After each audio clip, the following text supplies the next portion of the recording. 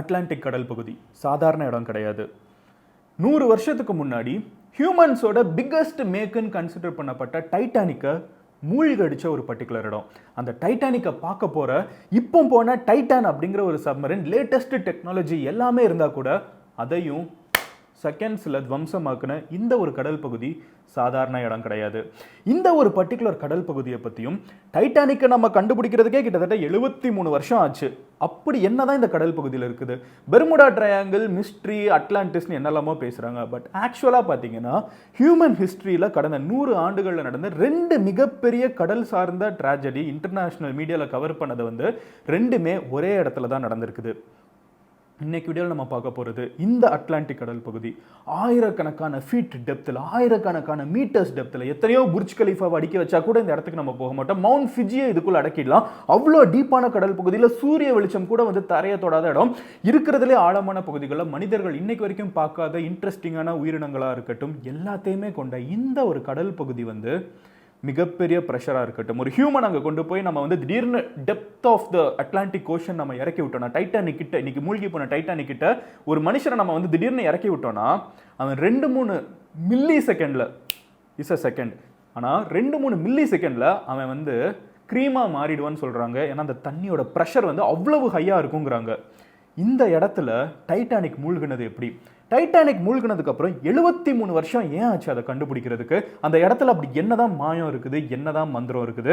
இது எல்லாத்தையும் தாண்டி இப்போ இந்த டைட்டான் அப்படின்னு சொல்லப்படுற இந்த ஒரு சின்ன சப்மரனை கூட உலகத்தில் இருக்கிற பணக்காரங்க 2 கோடி ரூபாய் டிக்கெட்டுக்கு செலவு பண்ணா கூட சாப்பிட்டுருச்சே. அப்படி என்னதான் இந்த கடல் பகுதியில் இருக்குது? ஏன் இதை கண்டுபிடிக்கிறதுக்கு இவ்வளோ சேலஞ்சாக இருக்குது? இதுக்குள்ள ஏன் மனிதர்களால ஜெயிக்க முடியாத ஒரு நேச்சராக இருந்துட்டு இருக்குங்கிறதா இன்னைக்கு வீடியோவில் பார்க்க போகிறோம். ஸோ ஹலோ எவ்ரிவான், நான் Madan Gowri. Hello my dear MG squad.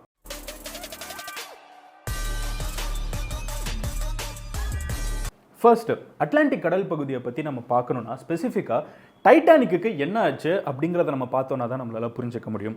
Titanic அப்படின்னு சொல்லப்படுற இந்த ஒரு கப்பல் அந்த காலகட்டத்தில் மனிதர்களோட கிரேட்டஸ்ட் மேக்காக கன்சிடர் பண்ணப்பட்டது. கிட்டத்தட்ட 3000 பேர் இந்த கப்பலில் ட்ராவல் பண்ணுற கெப்பாசிட்டி இருந்துச்சு. யோசிச்சு பாருங்க, இன்னைக்கு ஒரு ட்ரெயின் ஆக்சிடென்ட் ஆச்சுன்னா 200 பேர் இறந்து போகிறாங்க. அதில் ட்ராவல் பண்ணவங்க 1000-2000 கிட்ட இருந்திருக்கலாம். டைட்டானிக்கில் 2023 இந்த நிலைமை நீங்கள் யோசிச்சு பாருங்கள். டைட்டானிக்கில் 1912 கிட்டத்தட்ட 111 வருஷத்துக்கு முன்னாடி டைட்டானிக் அப்படிங்கிற இந்த ஒரு கப்பலில் டிராவல் பண்ணக்கூடிய கெப்பாசிட்டி 3000 பேர். அண்ட் அந்த காலகட்டத்தோட பிக்கஸ்ட் ஹூஸ் அண்ட் ஹூ இதில் டிராவல் பண்ணியிருக்காங்க. ஓகேவா? இன்னைக்கு எப்படி நம்ம பணக்காரங்க 5 பேர்னு சொல்கிறோமோ, அன்னைக்கு இருந்த உலகத்தோட மிகப்பெரிய பணக்காரங்க டிராவல் பண்ணக்கூடிய ஒரு மிகப்பெரிய ஒரு ஊர்தியாக பார்க்கப்பட்டுருச்சு. இன்ஃபேக்ட் நீங்கள் இன்னைக்கு யூஸ் பண்ணுறீங்களா நியூட்டலா, நட்டலா, அப்புறம் M&M, இதெல்லாம் ஹெர்ஷி அப்படிங்கிற ஒரு கம்பெனி ஓன் பண்ணுறாங்கல்ல, அந்த ஹெர்ஷியை இதில் டிராவல் பண்ணிக்க வேண்டியவர் எஸ்கேப் ஆயிட்டாரு. பட் அந்த மாதிரி பணக்காரங்க, இந்த உலகத்தோட மிகப்பெரிய ஆட்கள்னு சொல்லுவாங்கல்ல, அவங்க டிராவல் பண்ணக்கூடிய ஒரு பர்டிகுலர் ஷிப்பு அன்னைக்கு இறந்தவங்க மட்டும் அந்த ட்ராஜடியில் எந்த நாள்னு பார்த்தீங்கன்னா 15th April 1912 அன்னைக்கு தான் டைட்டானிக் ஒரு ஐஸ்பர்கில் தட்டி 2ஆ உடஞ்சு தண்ணிக்குள்ளே போச்சு. அந்த நாள் அன்னைக்கு டைட்டானிக்கில் இருந்தவங்க 2000 பேர் சம்திங், அதில் இறந்து போனவங்க 1517 பேர். இங்கே யோசிச்சு பாருங்க, இந்தியாவில் ஒரு ட்ரெயின் விபத்தில் இறந்த 280 பீப்புளோட பாரம் நம்மளுக்கு இன்னும் இருக்குதுன்னா, அமெரிக்காலையும் லண்டன்ல இருந்தும் உலகத்தில் இருக்கிற மிகப்பெரிய அரிஸ்டோக்ராட்ஸ் எல்லாருமே ஃப்ரெஞ்ச் பீப்புள், அந்த மாதிரி இருக்கிற யூரோப்பியன் சைடோட பிக்கஸ்ட் ட்ராஜடி அந்த காலகட்டத்தில் இருந்திருக்கும். கரெக்டாக இறந்தவங்களோட எண்ணிக்கை 1517 பேர் ஒரே விபத்தில். அப்போ அது எவ்வளோ பெருசாக இருந்திருக்கும்னு யோசிச்சு பாருங்க. இந்த ஒரு விபத்து எப்படி ஏற்பட்டுச்சுன்னு பார்த்தீங்கன்னா அட்லாண்டிக் ஓஷனோட மாயம் தான். அந்த கப்பல் போயிட்டு இருந்தப்போ, நம்ம இதை சினிமாவில் நிறைய டைம் பார்த்துருப்போம், இருந்தாலும் சொல்கிறேன், கப்பல் போயிட்டு இருந்தப்போ ஒரு ஐஸ்பர்க் அவங்க முன்னாடி தென்படுது. இந்த ஐஸ்பர்க் தண்ணிக்கு மேலே தெரிஞ்சது எவ்வளோன்னு பார்த்தீங்கன்னா 50 ஃபீட். ஓகேவா? இந்த 50 ஃபீட் ஐஸ்பர்க் தானே, இதெல்லாம் ஒரு பெரிய விஷயம் இல்லை அப்படின்னு தான் நினச்சாங்க. ஆனால் அந்த கப்பலோட அடிப்பகுதி இருக்குல்ல, அதே மாதிரி அந்த ஐஸ்பர்க்குக்கும் ஒரு அடிப்பகுதி இருக்குது, தண்ணிக்கு அடியில் ஒரு அடிப்பகுதி இருக்குது. அந்த under water of this iceberg எவ்வளோன்னு பார்த்தீங்கன்னா 400 to 500 ஃபீட்டுங்கிறாங்க. தண்ணிக்கு மேலே தெரிஞ்சது எவ்வளோ? 50 ஃபீட். அதுக்கு கீழே இருக்கிறது 400 to 500 feet, 10 times of that.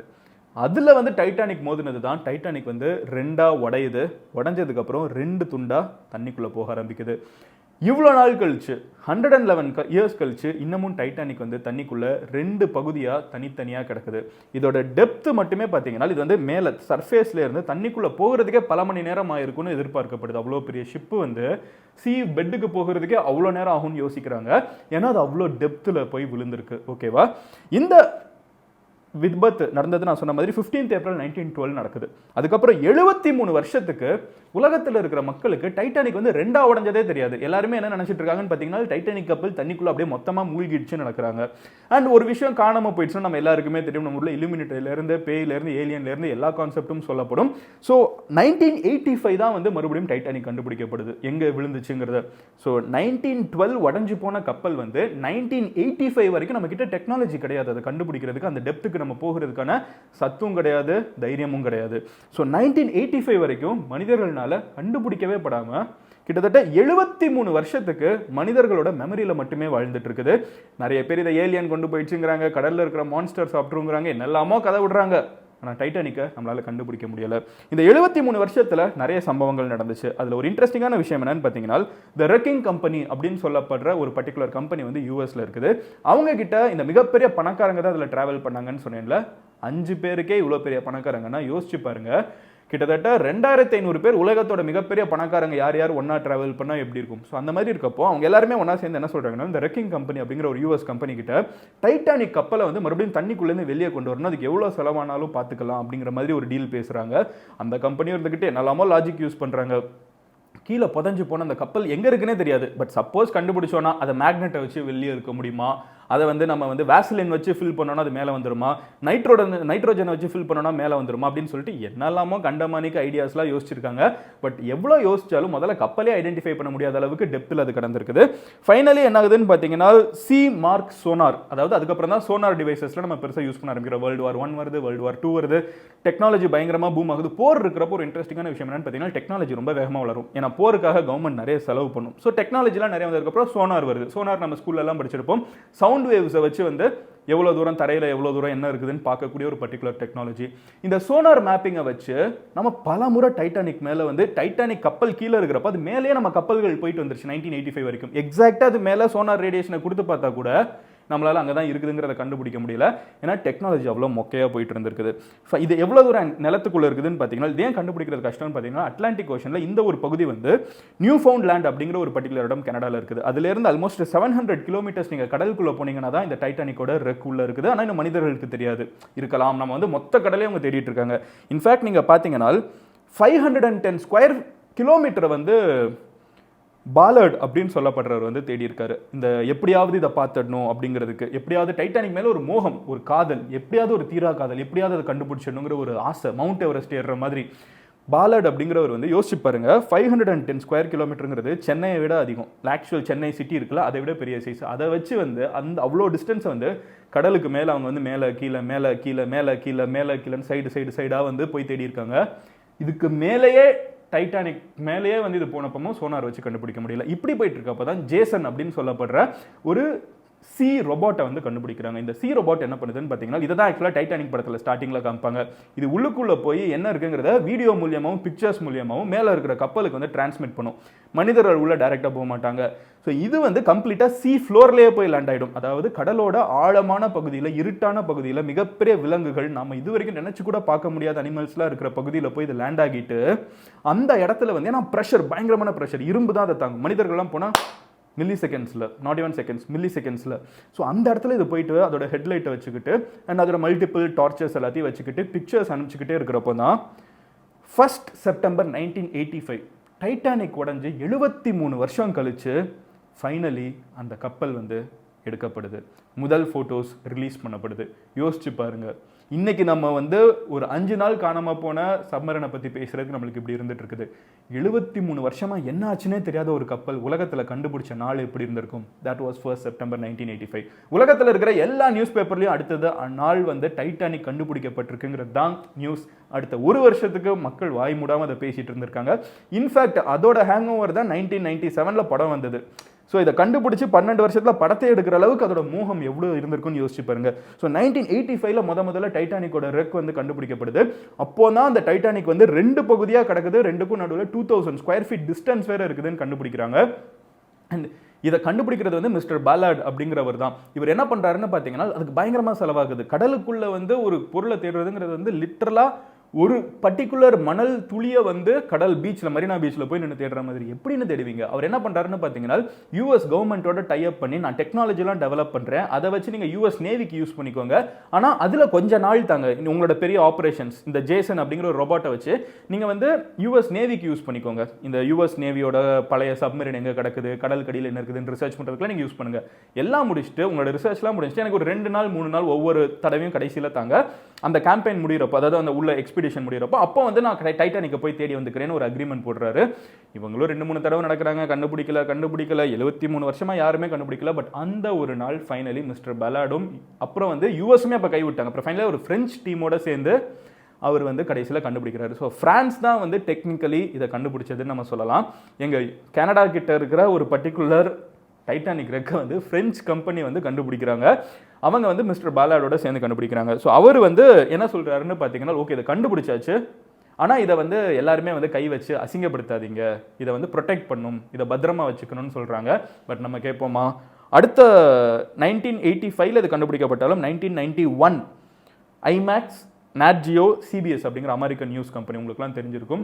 3 பேரும் பயங்கரமான செலவு பண்ணி உள்ளுக்குள்ளே போய் ஒரு டாக்குமெண்ட்ரி எடுத்துகிட்டு வராங்க.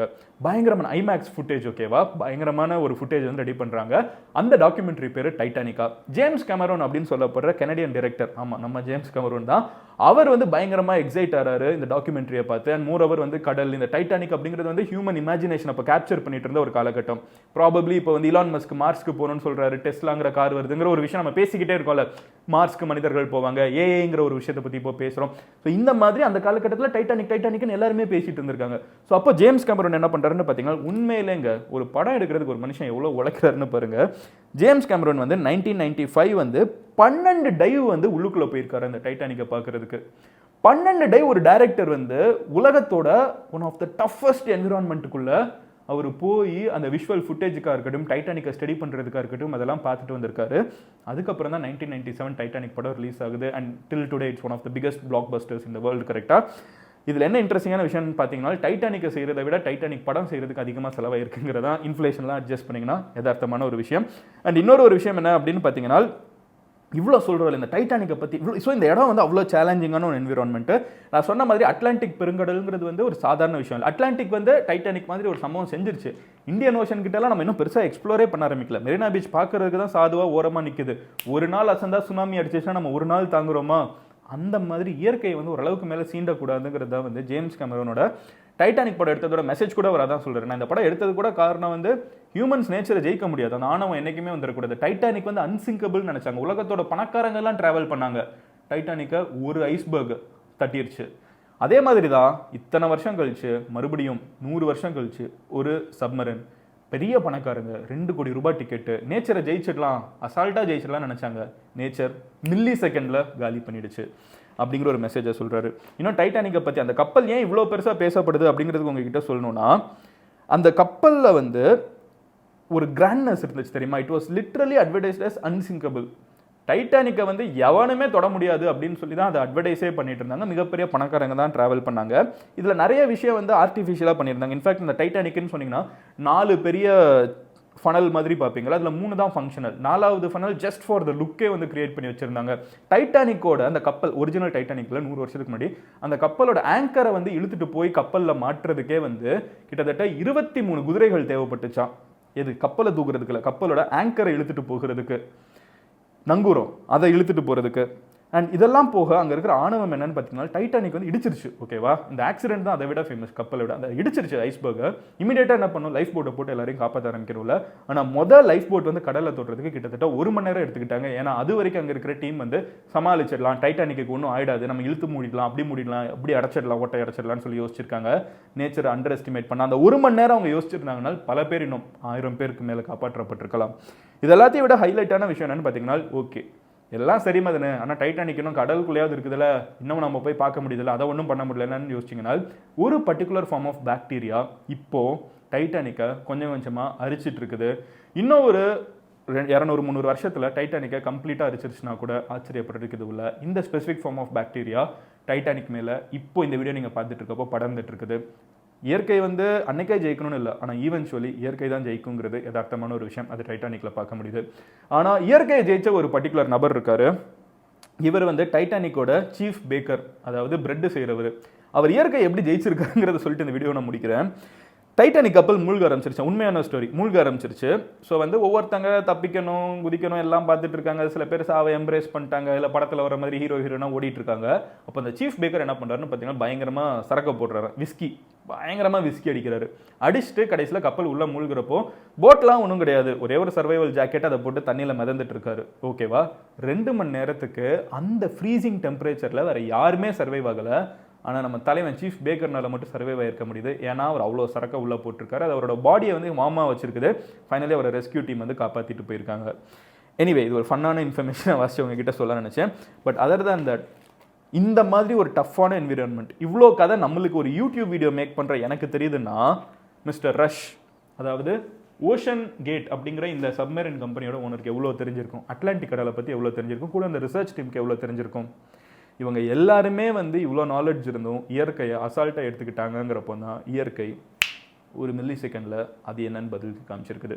இந்த வீடியோ முடிகிறப்ப நான் உங்ககிட்ட கேட்கணும்னு நினைக்கிறது என்னன்னு பார்த்தீங்கன்னா, இந்த மாதிரி எர்த், இயற்கை, நேச்சர் அப்படிங்கிறது வந்து ஹியூமன்ஸை விட பவர்ஃபுல்லாக இருக்குதுன்னு நீங்கள் யோசிச்ச ஏதாவது ஒரு பர்டிகுலர் மொமெண்ட் ஹியூமன் ஹிஸ்ட்ரியில் ஒரு நீங்கள் எக்ஸ்பீரியன்ஸ் பண்ணது என்னங்கிறத கமெண்ட்டில் சொல்லுங்கள். உங்கள் ஃப்ரெண்ட்ஸ் யாராவது இந்த மாதிரி வீடியோஸ் என்ஜாய் பண்ணுவாங்கன்னு நினச்சிங்கன்னா அவங்ககிட்ட ஷேர் பண்ணுங்கள்.